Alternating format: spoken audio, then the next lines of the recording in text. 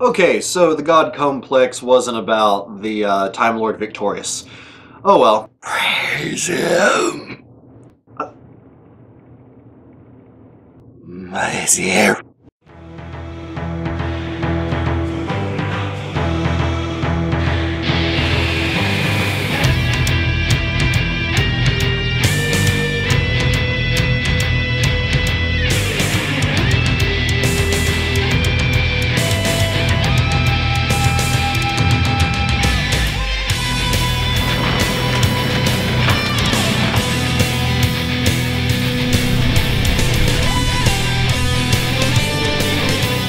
Well, that was creepy, huh? Everyone, welcome to episode 67 of Discovering Doctor Who. And yes, the episode I'm going to be talking about today is the God Complex. And, my guess or my question from last episode was way off. Nothing about the Time Lord Victorious was anywhere in this area. Though in a way it kind of was. I guess you could argue sort of like a background theme, but that's not what I want to talk about right now. Right now we want to get into my favorite parts of this episode. Starting with, as I started with, those freaky praise him segments. Now, I absolutely love those, because I mean, I wish there had been more of them, admittedly, but every time they appeared, it just had this very surreal, like, legitimate scene from a horror movie effect. Like, because just, you see the person, just doing whatever they are, it's like, and they get possessed by the beast, and then all of a sudden you have this close-up of their face saying, praise him, and then this maddening laughter. It's just, it sends chills down your spine when you're watching those segments. Like I said, just for those few split seconds it actually occurs, it kind of like throws you off balance. You're just kind of like, whoa, what was that? It's very, I don't know if Twilight Zone-esque would be the right phrase or what exactly, but yeah, it was just really crazy, and I just really appreciated those scenes. Again, even though we didn't get very many of them, the ones we did get were very effective in my opinion. Now moving on, my second favorite part of this episode, the fears, and more specifically the fears behind the doors. All the way from the very beginning of the episode where we see the police officer, I didn't write down her name, I think it was Lisa, and yeah, she, just looking inside the doors, these different fears that are there, and all of a sudden we're confronted with this, like, a person in a gorilla suit. Like, it's obviously a person in a gorilla suit, so it's that girl's fear, I guess. Don't want to know how that one came around, but some of them, it's like they range from being funny, like the sad clown with a balloon sitting there on the bed. That was kind of pathetic, and I'd like to know whose fear that was. But all the way to the weeping angels appearing. That was very much unexpected. And I mean, later when we find out from the Doctor that they're just illusions, they're not things that can actually hurt you.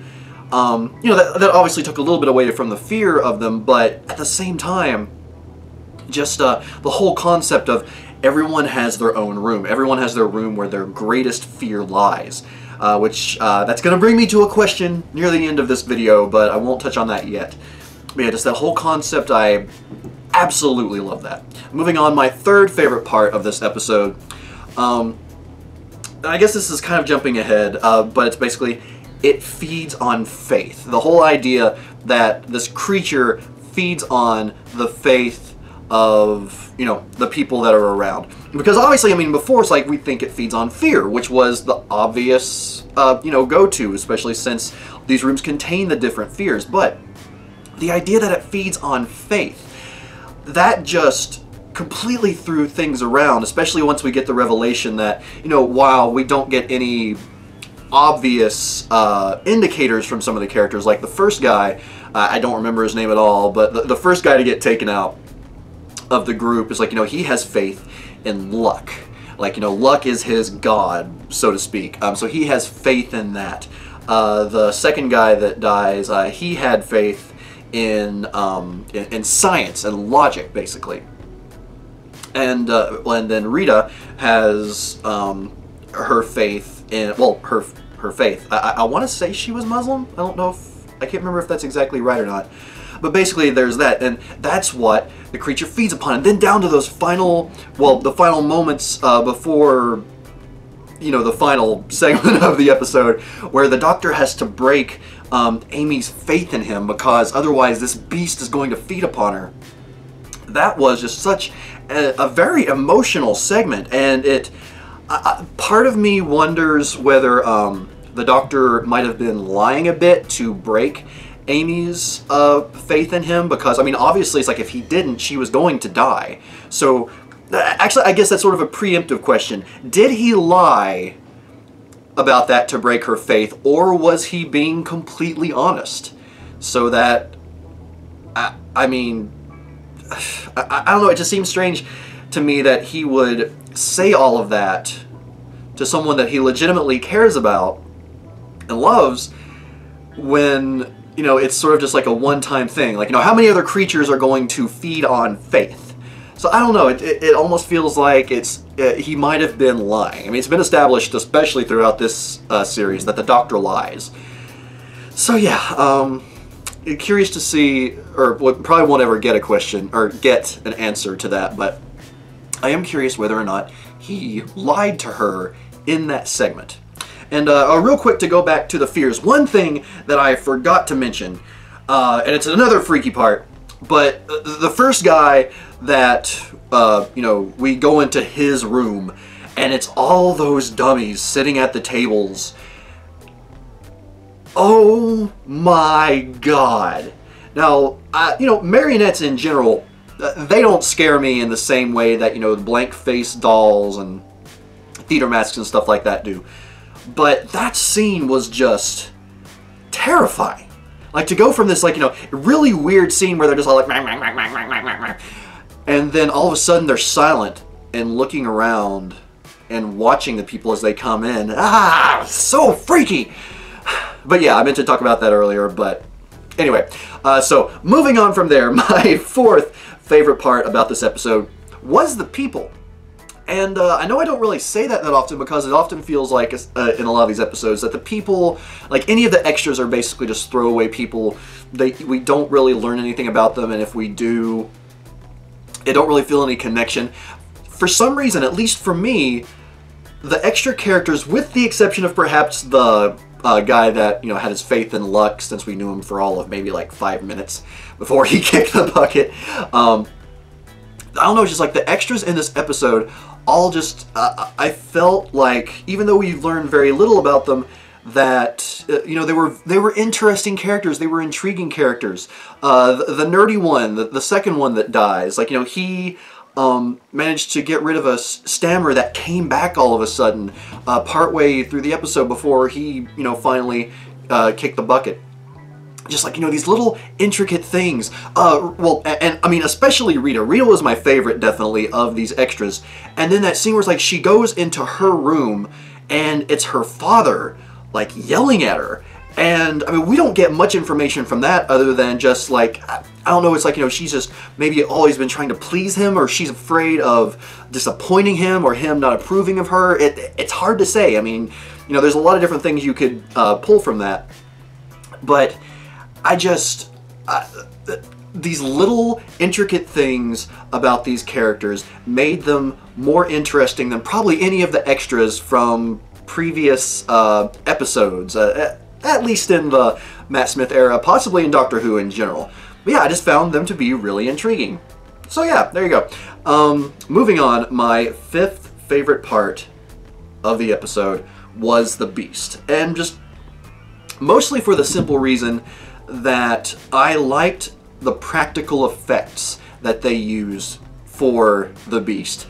Unless, I mean, I could be mistaken, but I don't remember there being any, like, you know, special effects about the creature. There wasn't any CGI going on, again, that I noticed.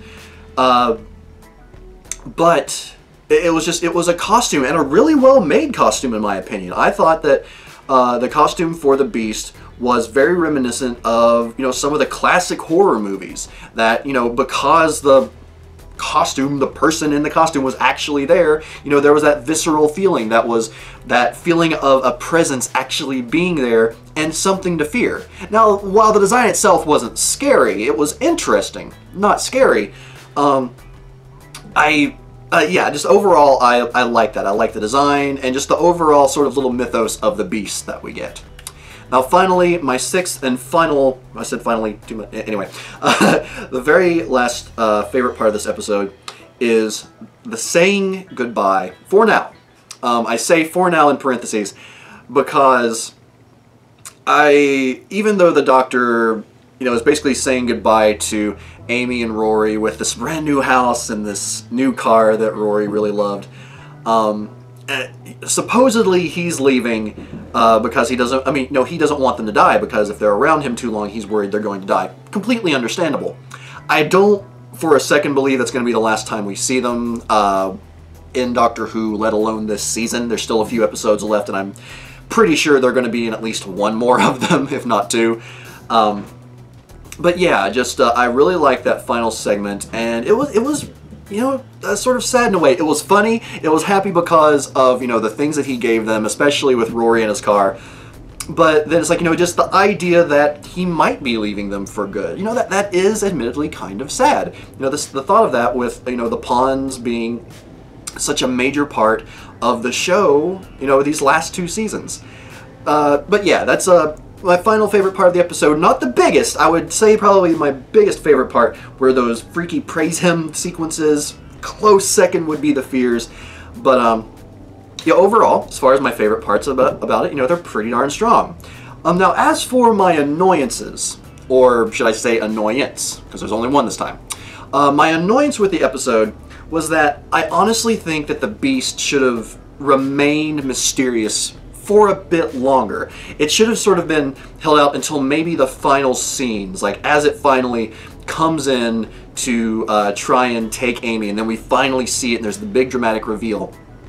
For me, that would have been more effective, and then for the rest of the episode, just have it be, maybe it moves so fast, or it's always constantly in the shadows to where you can't see it, or the Doctor is like, just about to turn the corner and he sees the last person that died's body, and maybe just like, the little half second of the Beast moving out of the way. I feel like that would have been a lot more effective and just made the episode go a little bit farther overall. I think it's hard for me to describe, but I honestly do just feel like the episode would have been improved overall had it gone that direction, just keeping the Beast more in secrecy, more in the shadows for a bit longer. But yeah, overall, that's my only real annoyance that comes to mind. It's overall was a pretty well done episode. Like the last one, it's like you can tell they went on a budget. They were very much on a budget for this episode, but they used it effectively, in my opinion. Using the CGI where it was needed for that last little bit with them revealing it's on a space prison or whatever. But otherwise, just keeping things, pretty creepy and mysterious. It's like creepy is definitely the key word in this episode. But moving on from there, before I get into my final thoughts, the song of the episode, and honestly, listening to the song, I think there were 5 songs specific for this episode. They were very different. There have been a few episodes so far, I think including the last one, The Girl Who Waited, where it's like the music just really stood out because it felt very different from a lot of the other episodes that have really come any time before, at least that I can remember and have been paying attention to the music. But the one that I honestly have to say I enjoyed the most, and this might be a strange choice, is The Hotel Prison. It has that very Muzak / elevator music feel that I just felt like it was so strangely appropriate for this episode, because going along with that creepiness factor, there was something about the music that it had this eerie, sort of lingering creep feeling to it, like hiding just behind the like the Muzak tone.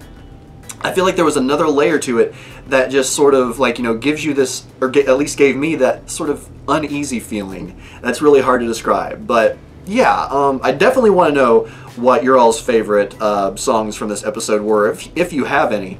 But yeah, that one for me, just among a bunch of them that really stood out, the one that stood out the most, basically. So yeah, like I said, The Hotel Prison the song of the episode. Moving on, my quote of the episode is one that, I will say this wasn't one of the most quotable episodes, unfortunately. I felt the dialogue was fine overall, but for the most part there wasn't really anything that, you know, really struck home for me, except for this line. And it basically was, it was essentially the Beast talking, but the Doctor translating, and this is basically what the translation was. But the quote was this: "An ancient creature, drenched in the blood of the innocent, drifting in space through an endless, shifting maze. For such a creature, death would be a gift." Now, that quote by itself is pretty intense, because at first we think the Beast is talking about itself, but then that gets turned around on us because the Doctor translates the last thing that the Beast says, which is that it was talking about him, not itself, the Doctor. And I don't know, that moment right there just sort of threw me for a loop, because, I mean, this whole season has been about that, you know, sort of revolving around that death, or the death of the Doctor, in the first episode of the season. And I don't know, I just, it's just such a strange connection, and even though the Doctor dying in the first episode didn't really hit me all that hard, I'm getting more and more intrigued to see where the story is going with this, what they're going to do with the Doctor dying, or how he dies, or how exactly that comes about, because obviously there's a 12th Doctor, so he doesn't die there. But yeah, well, I guess we'll just, or I'll have to wait and see.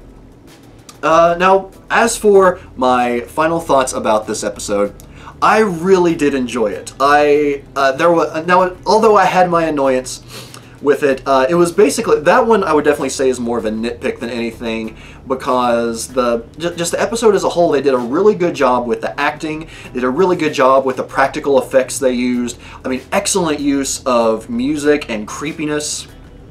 And the twist with, you know, the idea that the creature feeds upon faith, and Rita being the most faith-filled, yeah, I guess, character of them all, and just the way that that turns around on her, it was just, I really enjoyed this episode. I don't know how else to put it. Although I do wish they had done a little, like, they had handled the Beast a little bit better again, you know, made it a little bit more mysterious for longer. Overall, it's a really good episode. I don't know that I would say it's one of my favorites of the season. That I'll have to do some more reflecting over that, but it was definitely good and a very solid episode. Now, before we close up, I do have a question for this episode, and it's one thing that I was talking about earlier when I mentioned the fears, and it's this. What was the Doctor's fear? What was behind that door? And do we ever find out? Is it just going to be one of those things that is left open to interpretation and we'll never find out what it was? And so there's like probably all kinds of speculation on the internet that I can read up and look. I was like, oh, well, maybe his biggest fear was this or that. I don't know. But I honestly do hope it is something they do resolve, because otherwise that's something that will probably drive me crazy, especially if I ever revisit this episode, because I feel like it's one that I probably would revisit at some point. But just that idea was like, okay, he opens the door, of course it's you. And then he closes the door and we don't find out what it is. Who knows, they may have done that on purpose. I'm sure they did it on purpose, but it's just, drives me absolutely bonkers, and I guess I just have to hope that they do resolve it or let us know what it is at some point. And if they do, go ahead and mention it in the comments. Don't mention what it is, for the love of God, don't spoil that for me, but if they do reveal what it is at some point, just let me know. Alright? Alright. Okay, everyone. Well, as always, please be sure to leave your favorite parts about this episode down below. Some of the parts you didn't like, because I'm sure there's some people that didn't like this episode as much as I did. You know, it's just a fair way to go. And yeah, coming up next time, we are going to have what I assume is going to be an episode without Rory and Amy. Just guessing. Called Closing Time. So yeah, until then, everyone, I'm Papa Ken. And oh, before I close out, let me just say that I have a new series, or it's like basic, well, I've already told you all about my playthrough series, the video games I'm playing. I have started on the full playthrough of Super Castlevania 4. If you're interested in that at all, it's one of my favorite Super Nintendo games, and I came out with episode 2 just yesterday over at the Cult of Awesome channel, so I'll link to that up here, and I'll leave a few other links around and down in the description so you can go check those out. If you like any of those, please be sure to leave a comment. Otherwise, let's close this episode up. Everyone, I will see you next time for closing time. And until then, Annoyances!